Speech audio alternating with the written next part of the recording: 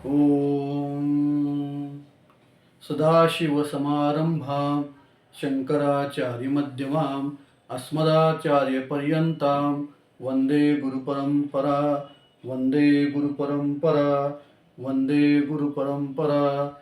नमस्ते, मी संतोष Ramchandra Sahasrabuddhe, MSBW course करता 4th सेमिस्टरसाठी हा माझा प्रोजेक्ट आहे। माझा PRN नंबर 22-11-00-84। माझा प्रोजेक्टचा विषय आहे उपनिषदों में नैतिक शिक्षाएं।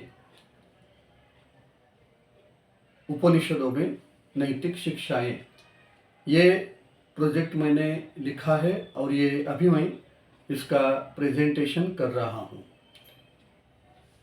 देखिए, हमारी भारतीय ज्ञान परंपराओं में सबसे अधिकतम महत्व वाली जो है वो प्रस्थान त्रयी है।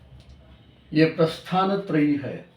प्रस्थान का दार्शनिक अर्थ है कि जो मुक्त आत्मा और ब्रह्म के ज्ञान के मार्ग पर चलने की शुरुआत, जिसको प्रस्थान कहते हैं। भारतीय परंपरा में ये त्रयी है, ये तीनों प्रस्थान है। पहला प्रस्थान है ये श्रुति प्रस्थान, दूसरा है स्मृति प्रस्थान और तीसरा है न्याय प्रस्थान। श्रुति प्रस्थान में आते हैं उपनिषद, स्मृति प्रस्थान में आते हैं श्रीमद् भगवद गीता, न्याय प्रस्थान में आता है ब्रह्म सूत्र। उपनिषद अपौरुषीय माने हैं।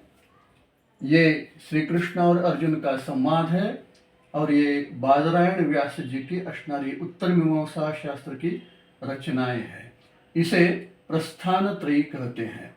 जो इस प्रस्थान त्रयी में भाष्य करता है उसे आचार्य कहते हैं। इसलिए पहली प्रार्थना में हम कहते हैं शंकराचार्य मध्यमाम सदाशिव समारंभाम, या सदाशिव के बाद ये आचार्य शंकर है कि जिन्होंने इन तीनों पे भाष्य किया है। जो इन तीनों पे भाष्य करता है उन्हें ही शंकराचार्य या आचार्य पदवी की प्राप्ति होती है। अब हम देखेंगे कि इस प्रस्थान त्रयी में जो श्रुति प्रस्थान है, वो श्रुति प्रस्थान के अंतर्गत जो उपनिषद आते हैं, वो उपनिषद एक श्लोक में हमें बताया गया है। ईशकेन कठ प्रश्न मंडु मांडुक्य तत्तिरी एतरेश छांदोग्यम बृहदारण्यक ददशः। ईश केन कठ प्रश्न मुंडक मांडुक्य तैत्तरीय एतरेश छांदोग्य बृहदारण्यक, ये है तो हमारे 10 प्रमुख उपनिषद। वैसे तो कहीं ने 10 उपनिषद माने हैं, कहीं ने 108 माने हैं, कहीं ने 1008 माने हैं। लेकिन प्रचलन में जो है, जिसमें शंकराचार्य ने भाष्य लिखा है, वो तो ये 10 है और 3 है जिनमें श्वेत श्वेततर उपनिषद, मैत्रायणी उपनिषद और कौशिक की ब्राह्मण उपनिषद। इस उपनिषद में फिर भी 3 प्रकार के उपनिषद हमें दिखाई पड़ते हैं। तो कई वेदों के उपनिषद है, कई ब्राह्मणों के उपनिषद है और कई अरण्य के उपनिषद है। हमें याद करने के लिए ये जो पहला ईश उपनिषद है, ये यजुर्वेद का 40वां अध्याय है, इसलिए ये वेद उपनिषद है। और ये कौशिक की ब्राह्मणोपनिषद है, ये कौशिक की उपनिषद ब्राह्मण का है। वेद में संहिता और ब्राह्मण दोनों होते हैं। इस ब्राह्मण का उपनिषद है, ये कौशिक की है। अब ये तीसरा जो है, इसका नाम ही ऐसा है बृहदारण्यक, जो बृहत अरण्यक है, जो बड़ा अरण्यक है और उपनिषद का है। इसे हम बृहदारण्यक कहते हैं, अरण्यक का उपनिषद है। अब हम देखेंगे कि ये उपनिषद है, ये उपनिषद है, ये श्रुति प्रस्थान है। ये उपनिषद का अर्थ क्या है? उपनिषद का जो पदार्थ बताया गया है, यानी कि जो व्याख्या की गई है, वो ऐसी की गई है कि संसारम निषादयति नाशयति उपमयति ब्रह्म। जो संसार उपगर्भ जन्म जरात्मक जो संसार है, उसको निषाद करने वाला, नाश करने वाला जो है उसे, और ब्रह्म को उपमायति करने वाला जो ब्रह्म विद्या है, रहस्योपनिषद है, रहस्योपदेश है, उसे उपनिषद कहते हैं। उत्पत्ति के अनुसार पद की संधि करे तो विग्रह करे तो उप, नि और सद, ये 3 पद इसमें आते हैं। उप यानी कि पास, नि सद, श्री गुरु के पास चरणों में बैठकर जो अध्यात्म विद्या का अभ्यास करना होता है उसे उपनिषद कहते हैं। उपनिषद की परंपरा में एक बहुतांश विधि दिखाया गया है, वो है समित पाणी। जो शिष्य होता है वो शिष्य अपने गुरु के पास जाने से पहले अपने हाथ में कोई समिधा लेके गुरु के पास जाता है। वो पशुधन लेके नहीं जाता, कोई धन लेके नहीं जाता, कोई अपना व्यक्तित्व का कोई लेके नहीं जाता। वो जाता है तो समिधा लेके जाते हैं। समिधा क्या होती है? एक पेड़ की होती सूखी हुई लकड़ी होती है और वो गुरु के पास, गुरु के लिए, गुरु का जो हर रोज का अग्निहोत्र होता है उस अग्निहोत्र के लिए बहुत उपयोगी सिद्ध होती है। ये पहला तर्क है। दूसरा तर्क ये है कि ये जो शिष्य है उसने जो कि साधना की है, उसने विवेक किया है, वैराग्य प्राप्त किया है, शमदमादिक जो लक्षण इसमें अंतर्धान किए हैं और उसका शरीर, उसका मन ये समिधा जैसा सूखा है कि जो गुरु के सामने बैठकर उस ज्ञानाग्नि में उसका सभी कर्म जलने वाला है और उसको यह ब्रह्म की प्राप्ति होने वाली है। जो समिधा के ज्ञानादि दग्ध कर्माणम, इस न्याय सहित भगवद गीता के अर्ध श्लोक से हमें पता चलता है कि ये स्वतः समित पाणी है, स्वतः समिधा है और ये समिधा हाथ में लेके वो गुरु के पास जाके अपना सर्वस्व श्री गुरु के चरणों में समर्पित करता है और ज्ञानाग्नि में भस्म होके वो उधर ब्रह्म की प्राप्ति कर लेता है। तो ये उपनिषद का हमने अर्थ जाना, पद का अर्थ जाना और उसकी व्याख्या भी जानी। अब हम देखेंगे कि नैतिक शिक्षा, जिसके लक्षण क्या है। अब ये नैतिक शिक्षा जो है, यह नैतिक शिक्षा, नैतिकता, इथिक्स, नैतिकता किसे कहते हैं? तो सही और गलत का बोध जिसमें होता है उसको नैतिकता कहते हैं। सही और गलत का बोध।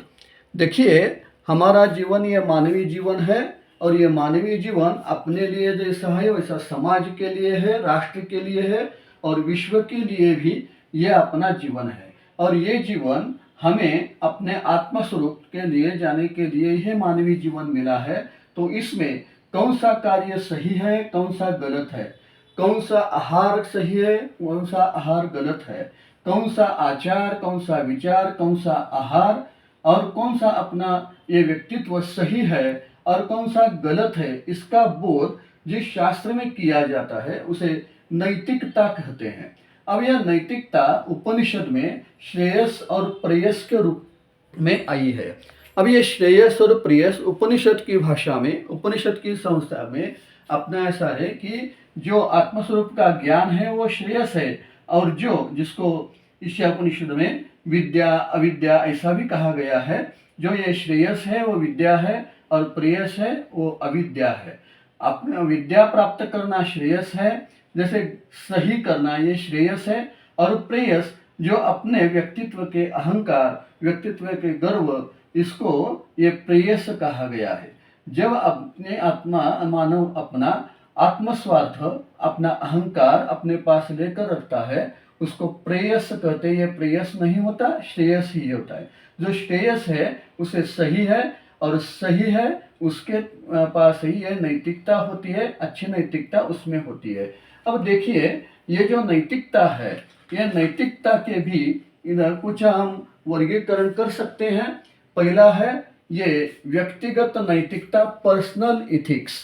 दूसरा है पारिवारिक नैतिकता, जो फैमिली इथिक्स। और थर्ड है, तीसरा है सामाजिक नैतिकता, जो सोशल इथिक्स। अब देखिए, व्यक्ति है, व्यक्ति का परिवार है, परिवार का समाज है और समाज का राष्ट्र और राष्ट्र का विश्व है। ये एक से एक चढ़ते बढ़ते हुए चलते हैं। तो यदि व्यक्ति अपना विकास न करे, अपना सही और गलत न चुने, तो उसका व्यक्तिगत नैतिकता में कोई रोल नहीं रहता। तो व्यक्तिगत नैतिकता क्या होती है? हम अपने से सत्य, अपने से हुए अहंकार को पास में न रखकर अपना जो सत्य है उसको स्वीकार करें। हम सिर्फ अपना न सोचे, अपने समाज का, अपने परिवार का सोचे और जितना भी हो सके अपना आचरण, अपना आहार, अपना विहार ये सत्य और पवित्र रखे। इसको कहते हैं व्यक्तिगत नैतिकता। अब देखिए, व्यक्ति जो नैतिकता के संपन्न होता है उसका परिवार भी संपन्न नैतिकता से संपन्न होता है। लेकिन पारिवारिक नैतिकता में अपने माता पिता, गुरु और ज्येष्ठों का आदर रखना, अपने परिवार की सभी समस्याओं को हल करना, अपने सभी परिवार के सुख दुख में शामिल होना, ये पारिवारिक नैतिकता है। यदि व्यक्ति के पास ही नैतिकता नहीं है, व्यक्ति सही गलत का चुनाव नहीं कर सकता है, तो उसका परिवार भी इसे सही और गलत का चुनाव नहीं कर सकता। यदि व्यक्ति और परिवार ये सही और गलत का चुनाव नहीं कर सकते तो ये सामाजिक नैतिकता है, इसमें भी कुछ गलती हो सकती है। अब ये सामाजिक नैतिकता क्या है, एक वाक्य में बता दे तो अपने समाज के जो भी व्यक्ति है, जो भी परिवार है, उनके सुख दुख में शामिल होना, उसके सुख में उसको सुख बांटना, दुख में दुख बांटना, सहायता करना, समाज के लिए शिक्षा का अवसर देना, अवसर प्राप्त करना, समाज को एक दिशा देना। ये दिशा, ये नैतिक व्यक्ति ही समाज को एक दिशा दे सकती है। एक समाज में एक व्यक्ति, एक परिवार यदि हो तो पूरे समाज को ये नैतिकता दे सकता है, सही दिशा दे सकता है और यही समाज, यही राष्ट्र के लिए और विश्व के लिए ये कल्याणकारी हो सकता है। तो हमने देखा कि नैतिकता का वर्गीकरण कैसा है। अब हम देखेंगे कि ये जो नैतिकता है ये उपनिषद के माध्यम से कैसे है। मतलब उपनिषद के जो नैतिक मूल्य है वही मूल्य अपने पारिवारिक और व्यक्तिगत और सामाजिक कौटुंबिक जीवन में कैसे है। उपनिषदों में नैतिक मूल्य, पहला मूल्य है त्याग और समभाव। देखिए, कुछ पाने के लिए कुछ खोना पड़ता है, ऐसे कुछ कहते हैं, लेकिन अपने का जो अभिमान है, अपना गर्व है, अपने जो धन संपत्ति मान सम्मान ये जो है, इसका गर्व जो हम आदमी को होता है उसका त्याग करना, यही त्याग है। समभाव रखना।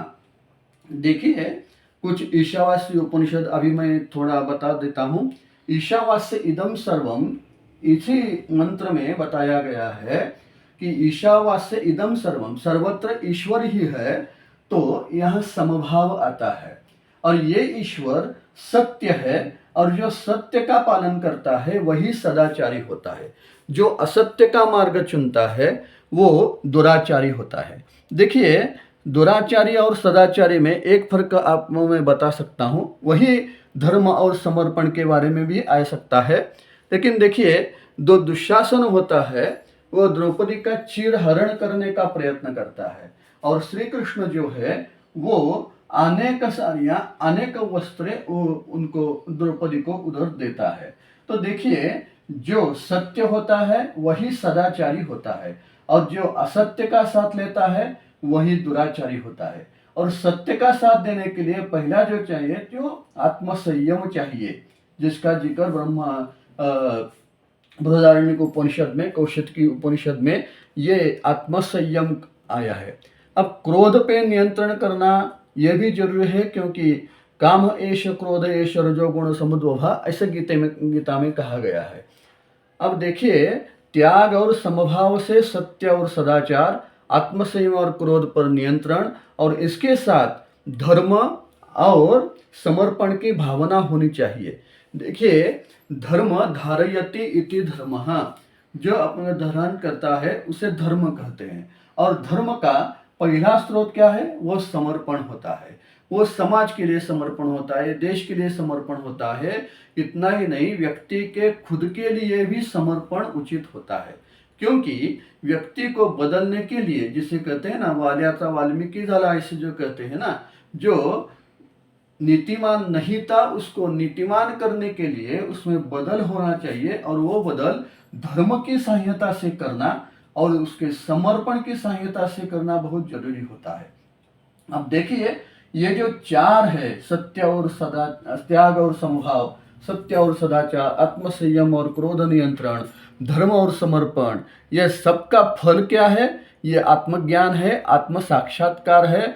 और ये प्रमुख नीति मूल्य उपनिषद का है, जो इस 10 उपनिषदों में, संवादों में, कथाओं में और शंकराचार्यों के भाष्य में ये सभी 5 जो नैतिक मूल्य है, ये पांचों मूल्य यहाँ या इसमें आते हैं।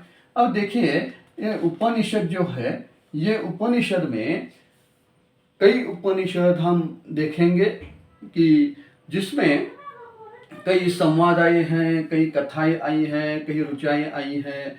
तो उसमें नैतिकता कैसी हो रही है, उस कथा में कैसी नैतिकता आती है, हम देखने का प्रयास करते हैं। पहला उपनिषद हमने बोला कि ईश के न कठ प्रश्न मुंड, इसमें ईश उपनिषद है, पहला उपनिषद है। तो उपनिषद में ईशावास्य उपनिषद या ईश उपनिषद इसे कहते हैं। इसमें, इस उपनिषद में जो सार है, जिसके ब्रह्म कहा गया है।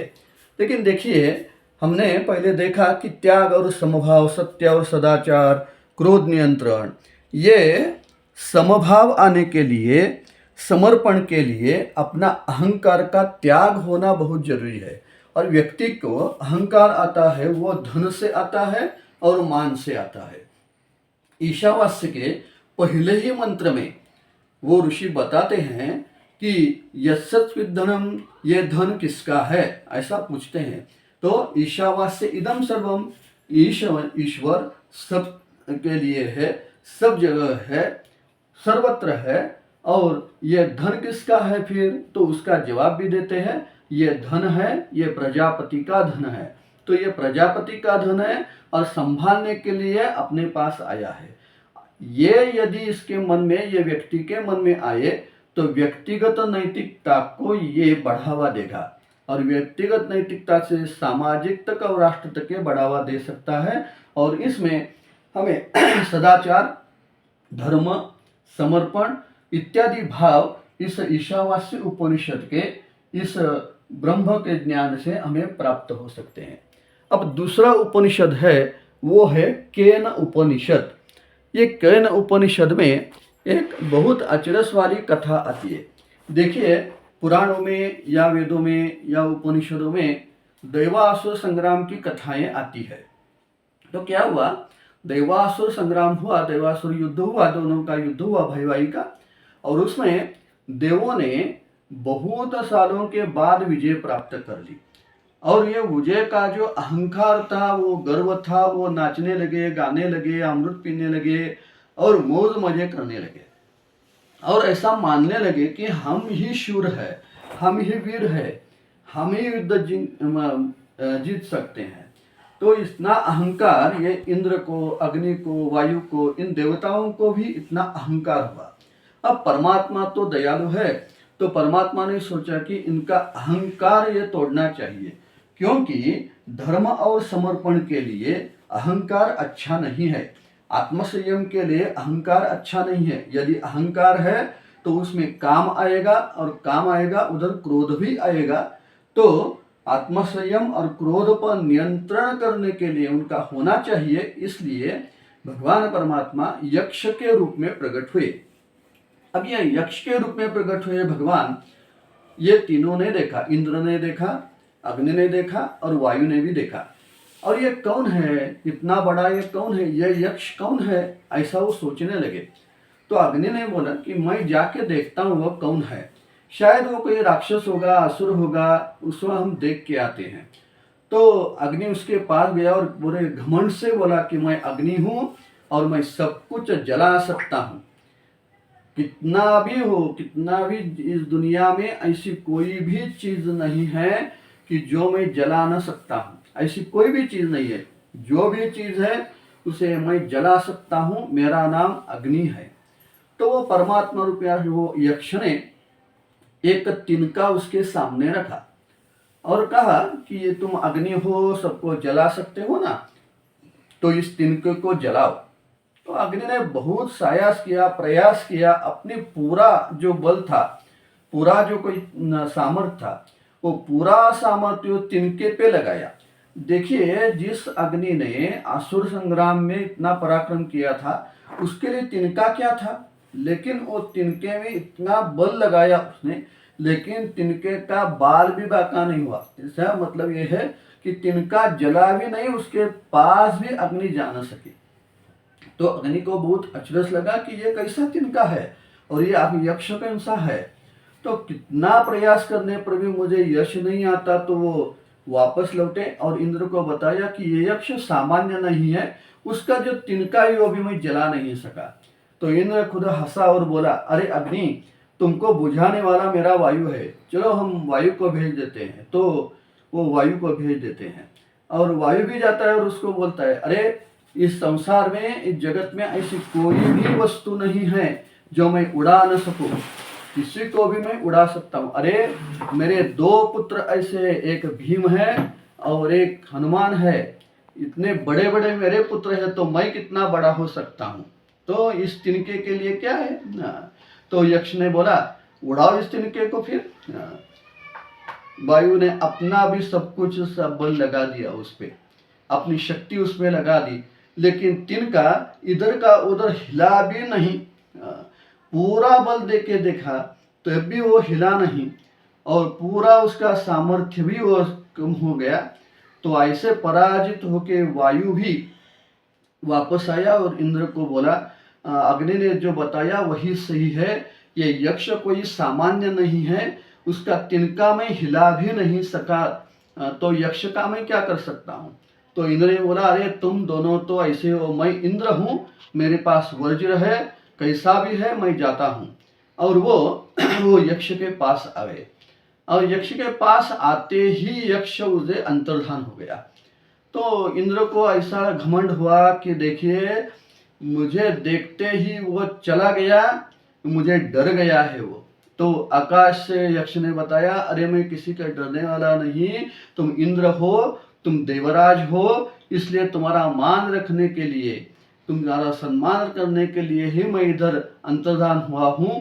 ये देखिए, माँ पार्वती हंस रूपिणी है, हंस पे बैठ के आई है, उमा है, उसको शरण लाओ। और इंद्र ने आकाश में देखा तो उमा माता हंस में बैठी हुई आई थी।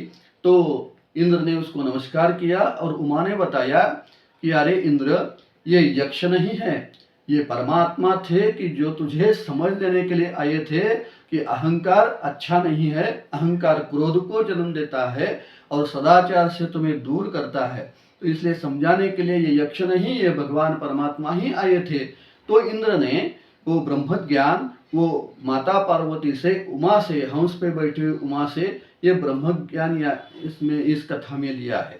तो इन कथा में हमें ऐसा दिखाई पड़ता है कि इंद्र हो, अग्नि हो, वायु हो, कौन भी हो, उसके यदि अंतःकरण में अहंकार आ जाए, गर्व आ जाए, तो उसका कोई भी एक भगवान परमात्मा के दर्शन के बिना उस पर कोई भी मात्रा नहीं चलती।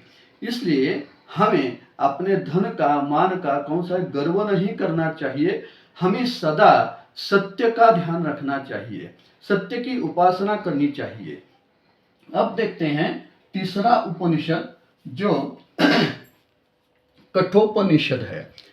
ये कठोपनिषद बहुत ही अच्छा उपनिषद है। मेरा सबसे प्यारा जो उपनिषद है वो ये कठो उपनिषद है। ये क्या क्या है, तो वाजश्रवा का पुत्र उद्दालक और उद्दालक का पुत्र था नचिकेता। अब क्या हुआ, ये उद्दालक ने एक विश्व प्रामाणी यज्ञ किया।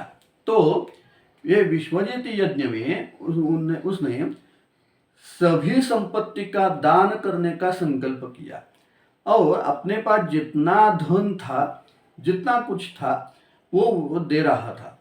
उसमें पशुधन भी था, तो पशुधन भी देने लगा था। उसमें कुछ गव्य थी, कोई बैल थे, कोई भेड़े थे, बकरी थे, वो सब दे रहा था और ब्राह्मण वो लेके जा रहे थे। उसमें कई गायें ऐसी थी कि वो दूध नहीं दे सकती थी, क्योंकि वो अभी किसी बालक को जन्म नहीं दे सकती थी। वो गायें किसी बछड़े को जन्म नहीं दे सकती थी, तो दूध कैसे देगी। तो दूध न देने वाली ऐसी भी कई गायें थी। तो वो भी, वो उद्दालक वो ब्राह्मणों को वो दे रहे थे। ये उधर देखने वाला उसका जो पुत्र था उसका नाम है नचिकेता। दूर से ये वो देख रहा था कि अपना पिता सर्वस्व दान कर रहा है और उस दान में एक पाप हो रहा है और ये सूक्ष्म पाप है और ये अपने पिताजी के मन में बुद्धि में नहीं आ रहा है कि ये ऐसी गौवे वो दे रहा है कि जिनकी प्रजनता नहीं होती है, जो दूध नहीं देती है, ऐसी गायें जिसको दे रहे हैं उस पर बोझ होती है, क्योंकि उस गाय से दूध नहीं मिलेगा और उसको खाना तो देना होगा, उसकी स्वच्छता तो रखनी होगी, उसकी परवरिश तो करनी होगी, लेकिन उससे दूध नहीं मिलेगा, उससे यज्ञ कार्य नहीं होगा। तो ये अज्ञानता में अपने पिता ये पाप कर रहे हैं और मैं पुत्र हूँ और मेरा कर्तव्य है कि अपने पिता को मैं समझाऊं। तो ये पिता को बोलता है कि पिताश्री आपने ये गौवे को दे रहे हैं उसको। तो पिताजी बोले मैंने सर्वस्व का दान का संकल्प किया है और जो सब कुछ मेरा है वो सब कुछ मैं दान करने वाला हूँ, सब कुछ में ये भी है। देखिए हमने एक मूल्य देखा है कि इसमें धर्म और समर्पण और त्याग। और धर्म है तो धर्म का सूक्ष्म, हमने दान तो देना है लेकिन कौन सा दान देना है, जो अच्छी वस्तु है उसका दान देना है ना। तो हम ऐसी जो गावें हैं वो देने से दूसरों पर बोझ होने वाला है और ये पाप हो सकता है। इसलिए वो अपने पिताजी को पूछता है, उद्दालक को पूछता है कि पिताजी तो आप सब कुछ दे रहे हैं तो मुझे किसको देंगे आप। तो पिताजी बोलते हैं तुझको मैं यमधर्म को दे दूंगा, चले जाओ, मैं तुम्हें यम को देता हूं। तो ऐसा कहते ही नचिकेता की यमलोक की यात्रा की शुरुआत हुई। और यह नचिकेता चलते चलते चलते, वो कैसे गया मालूम नहीं मुझे भी, लेकिन वो यमराज के घर पहुंचा। यमराज का दरवाजा बंद था तो उधर ही वो खड़ा रहा। 3 दिन के बाद जब यमराज आए तो उन्होंने देखा कि अरे मेरे द्वार पे कोई लड़का है, कोई बालक है और ये अतिथि मेरे द्वार पे खड़ा है, 3 दिन से खड़ा है। मेरे मुझसे कोई गलती हो गई, मैं अतिथि का सम्मान नहीं कर सका। तो यमराज ने उदक लाए, आसन लाए, उसमें नचिकेता को बिठाया, उसको अर्घ्य दिया, पान दिया, उसके पांव धोए, उसको नमस्कार किया और नचिकेता से यमराज ने क्षमा मांगी। देखिए धर्म कितना सूक्ष्म होता है कि यमराज जैसा जो काल है, जो सभी का मृत्यु है, वो नचिकेता को अतिथि मानकर उसको उसकी पूजा करता है और उसको क्षमा मांगता है यमधर्म। और नचिकेता को बोलते हैं मुझे क्षमा कर दो, मैं बहुत जरूरी काम से 3 दिन बाहर था, इसलिए आपका मैं आतिथ्य स्वागत नहीं कर सका और इसके बदले में मैं आपको 3 वर देता हूँ, 3 वर मैं दे सकता हूँ। तो आप 3 वर मांगिए, मैं आपको 3 वर दूंगा। नचिकेता तो हैरान हो गए कि मुझे तो पिताश्री ने इधर भेजा है और ये मुझे अतिथि समझ रहा है। पर ठीक है, यमराज ने बताया ही है, बोला है, वर देने के लिए वो तैयार है, तो ठीक है मैं वर मांग लेता हूँ। तो पहले वर में नचिकेता ने यमराज से कहा कि देखिए यमराज जी, मेरे पिता ने एक सूक्ष्म पाप किया है, तो उनके सभी पापों को उनको क्षमा कर दीजिए और उनको नरक यातना से बचाइए और उसको स्वर्गलोक की यात्रा कराएं। ये मेरा पहला वरदान है। देखिए जो पिता क्रोध के आवेश में आके, हमने देखा कि आत्मसंयम और क्रोध का त्याग करना चाहिए, तो इसने क्रोध में आवेश में आकर अपने ही पुत्र को यमराज के पास पहुंचाया था। वही पुत्र अपने पिता के लिए यमराज से क्षमा मांगता है, यमराज से वो स्वर्ग की प्राप्ति मांगता है, जिसमें वो सत्य का ग्रहण करता है। देखिए अब दूसरा वर जो है वो उसके लिए यमराज नचिकेता जो है तो उन्हें दूसरा वर मांगते हैं कि मुझे अग्नि का ज्ञान होना चाहिए। तो यह अग्नि विद्या है, तो यमराज उन्हें अग्नि विद्या भी दे देते हैं। अब तीसरा वर रहा, तो तीसरा वर वो नचिकेता उन्हें कहते हैं कि मुझे आत्मा का स्वरूप का ज्ञान होना चाहिए। अब यमराज थोड़े हड़बड़ाते हैं। देखिए, इतना सा बच्चा है और ये आत्मज्ञान मांग रहा है, आत्मा के स्वरूप का ज्ञान मांग रहा है। तो इसका तो अभी ब्रह्मचर्य है, उसका गृहस्थ होना चाहिए, फिर वानप्रस्थ होना चाहिए, फिर संन्यास से उपनिषद का ज्ञान होना चाहिए, फिर आत्म साक्षात्कार होगा। अभी इससे आत्म साक्षात्कार कैसे कराएं? यमराज को भी चिंता हुई। मेरा बालक है, इसके लिए कुछ कुछ देते हैं। ऐसा करके उन्हें बोला, मैं तुम्हें इतनी गव्य देता हूँ, इतना धन देता हूँ, इतना स्वर्ग का ये पद देता हूँ। ये लोभ उसको दिखाते हैं, मोह उसको दिखाते हैं। देखिए नचिकेता, ये लो, लेकिन वो मत पूछो। ये लो, इतना चाहिए उतना चाहिए, लो, इतना आयुष्य चाहिए, आपका उम्र इतनी चाहिए, आयु इतनी चाहिए, लो, इतना धन चाहिए दे लो, इतनी गव्य चाहिए ले लो, इतना स्वर्ग सुख चाहिए ले लो, लेकिन ये मत पूछो कि आत्मा का स्वरूप क्या है। लेकिन नचिकेता भी इतना मतलब सत्य प्रिय है, इतना आत्मसंयमी है कि उसने यमराज को कहा, यमराज जी, जहां आप ये सब देने के लिए तैयार है, लेकिन आत्मस्वरूप का ज्ञान देने के लिए तैयार नहीं है, तो आत्मस्वरूप का ज्ञान ही महत्वपूर्ण है, इसलिए आप वो दे नहीं रहे, और मुझे वही चाहिए। मुझे ये सब कुछ नहीं चाहिए, अपना धन संपत्ति वैभव और जो भोग है वो मुझे नहीं चाहिए। मुझे चाहिए तो ये आत्म साक्षात्कार ही चाहिए, आत्मस्वरूप का ही ज्ञान मुझे होना चाहिए। तो यमराज बड़े खुश होते हैं और उसे वो आत्मज्ञान का उपदेश करते हैं। देखिए, इसमें पहला तो मूल्य है दान देना कैसा होता है, दान कैसे देना है, कौन सा दान देना है, किसको देना है, दान देते वक्त अपना अहंकार कैसा रखना है। इसलिए समबुद्धि होना चाहिए, धर्म के साथ रहना चाहिए। नचिकेता अपने धर्म के मार्ग पे चलते हैं, इसलिए अपने पिता का उद्धार करते हैं।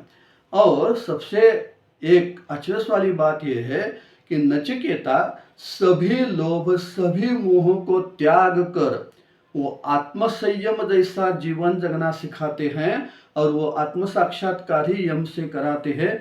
ये कठोपनिषद की हमें नैतिक शिक्षा यहाँ हमें मिलती है। अब देखते हैं अगला उपनिषद है, वो है छांदोग्य उपनिषद।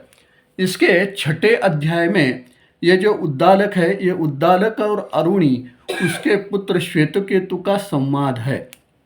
इस संवाद में ब्रह्म का सत्य या समय या सत्य का इधर सूक्ष्मता समझाने के लिए एक दृष्टांत दिया गया है। वो बोलते हैं कि जाओ, बरगद का पेड़ है, उसके फल लेके आओ। अब बरगद के फल में जो सूक्ष्म बीज है, वो बीज में ही ब्रह्म व्याप्त है। तो ये बीज अंकुरण जो न्याय है, वो बरगद के बीज का दृष्टांत देके ये ब्रह्म और सत्य का ज्ञान ये छांदोग्य उपनिषद में दिया गया है। जो हमने पहले मूल्य में देखा कि सत्य जो है वो सत्य हमें समभाव तक ले जाता है। देखिए, वटक के बीज में जितना ब्रह्मांड है, वो वटवृक्ष में जितना है उतना ही उसके फलों में भी है। मतलब बीज से ही फल बनता है। तो जिससे जो कारण है उसका ही कारण वो ब्रह्म होता है। तो पूर्णात् पूर्णमुदच्यते, ये जो कई शांति मंत्र है, उसमें पूर्ण से ही पूर्ण होता है। बीज से फल है, बीज भी पूर्ण है और फल भी पूर्ण है, और वो जो पूर्ण है वही सत्य है। ऐसा कहने का प्रयास इस छांदोग्य उपनिषद में किया है। ये सामवेद का और बहुत अच्छा और बहुत महत्वपूर्ण ऐसा ये उपनिषद है।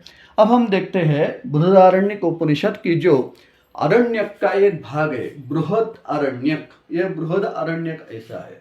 देखिए, बृहदारण्यक में भी एक कथा आती है, उसको शॉर्ट में समझे तो 3 द की कथा ऐसे कहते हैं। प्रजापति है, उसको कहीं ब्रह्मा जी भी कहा गया है। तो ये प्रजापति के पास तीनों गए। कौन कौन गए? देव गए, दानव गए और मानव गए। और उन्होंने प्रजापति से वो ज्ञान मांगा कि हमें शिक्षा दो। तो उन्होंने एक ही अक्षर का उच्चारण किया, वो है द। और ये द से प्रजापति ने तीनों को पूछा कि आप द से क्या समझे, देवों आप द से क्या समझे। तो देवों ने बोला कि दमन, इंद्रिय दमन, आत्मसंयम, धर्म, यही हम समझे द से इंद्रिय दमन समझे। अब जो दानव थे उनके ही भाई थे, तो दानवों को पूछा प्रजापति ने आप द से क्या समझे। तो वो बोले हम बोले दुष्ट है, हमारे अंतःकरण में किसी के बाप करुणा नहीं आती, तो हमें दया बुद्धि रखनी चाहिए, हमें सहायता करनी चाहिए, हमें क्रोध का त्याग करना चाहिए, हमें थोड़ा सा धर्म का सहारा लेना चाहिए। इसलिए हम समझते हैं कि हमारे लिए दानवों के लिए दया है। अब मानव को पूछा कि आप द से क्या समझे। देवों ने इंद्रिय दमन समझा है, दानवों ने दया समझा है, आपने क्या समझा। तो मानवों ने कहा कि समाज की उन्नति के लिए, राष्ट्र की उन्नति के लिए हम है, मानव है, तो हमारे लिए ये दान ही उचित है। तो देखिए कठोपनिषद में जो दान की संकल्पना की है वो मानव की दान की संकल्पना समाज के हित के कारण, समाज के कल्याण के कारण की गई यह दान संकल्पना। यह 3 द है जो 3 मूल्यों को सिखाते हैं। पहला है इंद्रिय दमन, दूसरा है दया और तीसरा है दान। अब ये तीनों बृहदारण्यक उपनिषद के एक द से हमें पता चलते हैं। तो देखिए ऐसे मैंने एक सैंपल के नॉलेज के लिए हमें कुछ मतलब ईशावास्य, केनो, कठ, छांदोग्य और बृहदारण्यक उपनिषद की संवाद और कठों का जिक्र यहाँ मैंने किया है। जो हमें पहले उपनिषद के नैतिक मूल्य सीखे उसमें हम थोड़ा सा कथा के रूप में इसमें हमने देखा। अब देखिए इतने मूल्य है, उपनिषदों में बताया है, वेदों में बताया है, प्रस्थान त्रय में भी बताया है, भगवद गीता में भी बताया है और उपनिषदों में बताया है और ब्रह्मसूत्र में भी कोई मूल्य आए हैं। अब देखिए इन मूल्यों का आज के समाज में, आज के आधुनिक जीवन में कौन कौन सा इसका नैतिक जीवन के हमें फायदे होते हैं। तो आप शीर्षक देखते हैं हम आधुनिक इस जगत में उन नैतिक मूल्यों की आवश्यकता क्या है। तो पहले देखिए, अब तो देखिए जहाँ देखिए वो अशांति है, जहाँ देखो स्पर्धा है, कोई भी चैन की नींद नहीं सुलता है, चाहे वो गरीब हो, अमीर हो, राजा हो या रंग हो, किसी को भी शांति नहीं है, अशांत जीवन है। ये अशांत जीवन क्यों है? एक तो ये स्पर्धात्मक है, ये दान करना नहीं चाहता, इसका इंद्रिय दमन नहीं, इसका आत्मसंयम नहीं, तो ये शांति इसके पास आने के लिए नैतिक मूल्य होने चाहिए। और जहाँ शांति होती है वही स्थिरता होती है। देखिए जब कौन सा भी जीव अस्थिर होता है तो उसमें अशांति आती है। अशांति का एक रूप अस्थिर है और शांति का एक रूप स्थिरता है।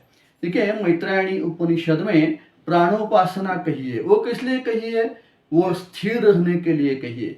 मानव की बुद्धि स्थिर रहे, जैसे कि एक दीपक की ज्योति होती है, वो ज्योति जैसे स्थिर रहती है, वैसे ही मानव की बुद्धि यदि स्थिर रहे, वो आत्म ज्योति की तरह वो स्थिर रहे, तो वो शांत स्वभाव हो जाता है। यहाँ शांति और स्थिरता के लिए इसका मतलब यह नहीं है कि कोई हमें अशांत करने का प्रयास करे और हम शांत रहे, ऐसा विपरीत अर्थ यहाँ नहीं है। शांति के लिए भी कुछ अशांति होनी चाहिए। इसलिए कौरव पांडवों का युद्ध है, रावण राम का युद्ध है, वो शांति के लिए है, लेकिन स्थिरता पाने के लिए युद्ध करना है और उसमें श्री राम की असीम शांति का परिणाम युद्ध में भी आता है। यहाँ तो शांति और स्थिरता के लिए आधुनिक इस जगत में नैतिक मूल्यों की आवश्यकता है और शांति और स्थिरता ये हमें उपनिषद सिखाते हैं। अब सतत विकास होना चाहिए और नैतिक जिम्मेदारी भी उठानी चाहिए। देखिए जैसे जैसे भौतिक सुविधाएं आती है वैसे वैसे अस्थिरता होती है, वैसे वैसे मन चंचल हो जाता है, वैसे वैसे हम मतलब आलसी हो जाते हैं, हमें क्रोध आता है, हमें संयम नहीं रहता है। तो इसके लिए हमारा विकास है, लेकिन ये भौतिक विकास यदि हो गया तो हम अनैतिक हो सकते हैं, हम नैतिक नहीं हो सकते। तो विकास के साथ साथ हमें नैतिक जिम्मेदारी निभाने के लिए भी ये नैतिक मूल्यों की यहाँ आवश्यकता है। अब ऐसा हो रहा है कि अपनी सीमा इतनी तक है, अपनी सीमा इतनी तक है, अपनी सीमा उधर तक कैसे बढ़ाए, उधर तक कैसे बढ़ाए, वो राष्ट्र में जाके अशांति कैसे फैलाए। कोई आदमी इधर से उधर जाते हैं, उधर संगठन बनाते हैं और उधर संगठन करके उसकी प्रजा को वो परेशान करते हैं, कई स्फोट करते हैं, कुछ करते हैं। तो अंतरराष्ट्रीय सहयोग और संवाद का अभाव है। और ये अभाव कौन कर रहा है? ये जो इस अशांत है, जो असमाधानी है, यह सत्कृतधनम इसका अर्थ जो नहीं समझे है, ईशावास्य इदम सर्वम इसका अर्थ जो नहीं समझे हैं, जो प्राणोपासना का अर्थ नहीं समझे हैं, जो 3 द का अर्थ नहीं समझे हैं, वही मानव ये इधर ये असंवाद विसंवाद करते हैं। ये नैतिक मूल्य हमें अंतर्राष्ट्रीय सहयोग और संवाद में भी बहुत उपयोगी, इसके लिए उसकी आवश्यकता है। और भ्रष्टाचार को देखिए तो ये भ्रष्ट आचार है। और हमने पहले ही देखा कि नीति में नैतिकता किसे कहते हैं? हम जो श्रेयस और प्रेयस दोनों में जो अंतर कर सकता है, जो श्रेयस और प्रेयस में जो अंतर कर, जो श्रेयस का ही आधार लेता है, वही नैतिकता होती है। तो भ्रष्टाचार यानी इसका आचार भ्रष्ट है। आचार भ्रष्ट होने का कारण इसका आहार अच्छा नहीं, आहार भ्रष्ट है, इसका विहार भ्रष्ट है, इसके विचार भ्रष्ट है, इसकी बुद्धि भ्रष्ट हो चुकी है। इसलिए वो कुछ तो लेना चाहता है, कुछ जमा करना चाहता है, लेकिन अधर्म से करना चाहता है, दूसरों को मरोड़ के, दूसरों को चोरी करके से वो लेने की अपेक्षा करता है। और वही भ्रष्टाचार की शुरुआत होती है। इस भ्रष्टाचार के निर्मूलन के लिए कई कायदे हैं, कई कानून है, लेकिन व्यक्ति के बुद्धि का, विचारों का जब तक परिवर्तन नहीं होता तब तक भ्रष्टाचार नहीं थमता। भ्रष्टाचार यानी कि कुछ पैसे लेके काम करना इतना ही सीमित नहीं है। यदि मैं किसी भिखारी को अपेक्षा करूं तो भी वो भ्रष्टाचारी है, क्योंकि आचार जिसका भ्रष्ट है वो भ्रष्टाचारी है। तो इस भ्रष्टाचार के निर्मूलन में ये नैतिक मूल्य उसको सिखाए जाए, उपनिषद के नैतिक मूल्य उसको सिखाए जाए, तो ये भ्रष्टाचार से वो आचार संपन्न हो सकता है। अब देखिए, ये जो उपनिषद जन्मे हैं, बहुतों उपनिषद जो कई उपनिषद के संवाद कई काशी में हो गए हैं, कई जनक के दरबार में मिथिलापुर में हो गए हैं। लेकिन हम उपनिषद की व्याख्या जब करते हैं तो उपनिषद ऐसा करते हैं, तो गुरु के चरण में जाके, ये गुरु कहाँ होते हैं? ये तो जंगल में होते हैं, कहीं वृक्ष के किसी पेड़ के नीचे बैठे हैं, ध्यान लगा के बैठे हैं, और शिष्य उनमें समित पानी लेके जाके उनको तद्विद्य प्रणिपातेन परिप्रश्नेन सेवया उपदेक्षन्ति ते ज्ञानम, इस न्याय से वो उनके प्रार्थना करता है और उन्हें वो उपदेश करते हैं। देखिए, वृक्षवल्ली आम्हा वनचरे सोयर, ऐसा संत तुकाराम महाराज जी कहते हैं। तो ये पर्यावरण, ये जो है ना, ये सिर्फ वृक्षों का नहीं है, ये पर्यावरण ये मानव का है और वनस्पतियों का है। अपने प्रदूषण इतना बड़ा है कि जो अपने पास का वातावरण, देखिए जहाँ यह भ्रष्टाचार है वहाँ पर्यावरण नहीं है, अच्छा वातावरण नहीं है। ये अच्छा वातावरण ये मानसिक भी है, वैयक्तिक भी है, सामाजिक भी है और वन के लिए भी है। अभी वन तो नहीं रहे, नदियाँ तो गंदी हो चुकी है, अब तो पानी भी अच्छा नहीं मिल रहा है। तो वाणी, पानी और जो नानी है, इतना पैसा, ये तो वाणी, पानी और नानी, ये तीनों का जहाँ संबंध आता है, अच्छा संबंध आता है, वहाँ वातावरण अच्छा होता है, उसका पर्यावरण अच्छा होता है। यह पर्यावरण की रक्षा करने के लिए चाहिए क्या? तो मन बुद्धि का ये परिवर्तन चाहिए। और मनोवृद्धि का परिवर्तन करने के लिए कौन सहायक होंगे? तो उपनिषद सहायक होंगे, वेद सहायक होंगे। शास्त्र सहायक हो गए, भगवद गीता सहायक होगी। अब ये सब कुछ है, और जहाँ मानव है, ये सब विचार किनके हैं? ये मानव के विचार है। सभी ऋषि कौन है? मानव है। सभी शिष्य कौन है? मानव है। ये जो उद्दालक है ये 5 भाई एक उपनिषद में आते हैं, वही राजा कौन है? मानव भी है। जनक कौन है? ये मानव ही है। मतलब ये मानवों के लिए, देवों के साथ और मानवों के साथ, और मानवों में और जो देव और दानवों की जो प्रवृत्ति है, जो दैव और आसुरी संपत्ति ऐसा गीता में कहा गया है, वही मानव है। ये मानव का मानव रहना, ज्यादातर वो देव बने, असुर मत बने, इसको मानवता कहते हैं। जो मानव है वो देव बने, लेकिन वो दानव न बने, इसको मानवता कहते हैं। मानव मानव के साथ, मनुष्य मनुष्य के साथ मनुष्य जैसा बर्ताव करे, मनुष्य ऐसा समानता उसमें अंतःकरण में आए, और इसका ही संबंध विश्व बंधुत्व से जुड़ता है। तो वसुदैव कुटुंबकम, हमारी ये पृथ्वी जो है, ये हमारा एक कुटुंब है, हमारा परिवार है। हम नीति के जो प्रकार देखे हमने, तो वैयक्तिक देखा, पारिवारिक देखा और सामाजिक देखा, और ये सामाजिक नैतिकता जो है वो विश्व बंधुत्व लाती है। अब ये विश्व बंधुत्व क्या है?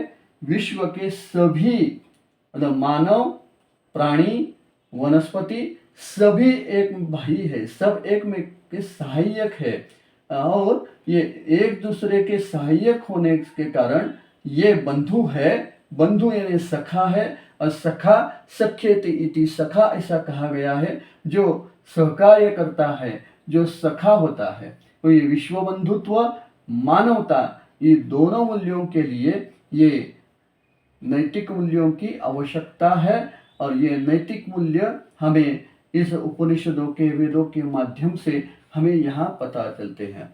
तो ये देखिए कि ये जो नैतिक शिक्षा है, ये नैतिक शिक्षा हमारे ऋषियों ने, मुनि ने, आचार्यों ने, शंकराचार्यों ने, अस्मदाचार्य पर्यंता, मेरे आज तक के आचार्यों ने ये नैतिक शिक्षा हमें उपनिषद के माध्यम से, गीता के माध्यम से, ब्रह्मसूत्र के मतलब प्रस्थान त्रयी के माध्यम से हम तक ये दिए कि ये हमारा जीवन ये एक अच्छा जीवन चले। हमारा जो प्रस्थान है, हमारा जो प्रवास है, हमारा जो मार्गक्रमण है, वो अपने आत्मस्वरूप तक जाए, हमारी ऊंची उधर तक जाए। इसलिए ये जो प्रवास के प्रस्थान है, वो प्रस्थान में पहला जो श्रुति प्रस्थान है वो उपनिषद प्रस्थान है। और हमने आज देखा कि इस उपनिषद में भी, क्योंकि उपनिषद तो बाह्य विषय देखे तो इसका तो ब्रह्म ज्ञान का सामग्री है, ये ब्रह्म ज्ञान की सामग्री है। इसके कहाँ नैतिकता आएगी, यहाँ कहाँ विश्व बंधुत्व आएगा, यहाँ कहाँ पर्यावरण आएगा, ऐसा हमको लगता है। यहाँ का दान का महत्व आएगा, यहाँ कहाँ आएगा? यहाँ तो ब्रह्म माया इत्यादि चर्चा हो गया, ऐसा हमें लगता है। लेकिन उसमें आने वाले संवाद, उसमें आने वाली कथाएं, उसमें आने वाले जो मंत्र है, उसमें आने वाला जो पर्यावरण का वर्णन है, ऋषियों का वर्णन है, इसमें हमें इस नैतिक मूल्यों का भी दर्शन होता है। तो ये दार्शनिक भी है, और हमारे जीवन के प्रगति के लिए, मानव के लिए, मानवता के लिए, और इन सब के लिए हमें ये आधुनिक जगत के लिए भी इन नैतिक मूल्यों की आवश्यकता है। इसलिए मैंने सोचा कि इस उपनिषद और नैतिक शिक्षा का कोई संबंध है, ये हम देखेंगे। ऐसा कुछ मैंने विचार किया। इसमें मुझे ईशादी 9 उपनिषद और नैतिक मूल्यों का विचार, ऐसे कुछ मैंने पढ़ा, और उसमें जो मुझे जो कहना था वो मैंने कहने का प्रयास किया। ये प्रेजेंटेशन में ये मैंने चार्ट बना के, ये सहायक होंगे आपके प्रेजेंटेशन के लिए, इसलिए मैंने चार्ट बनाए।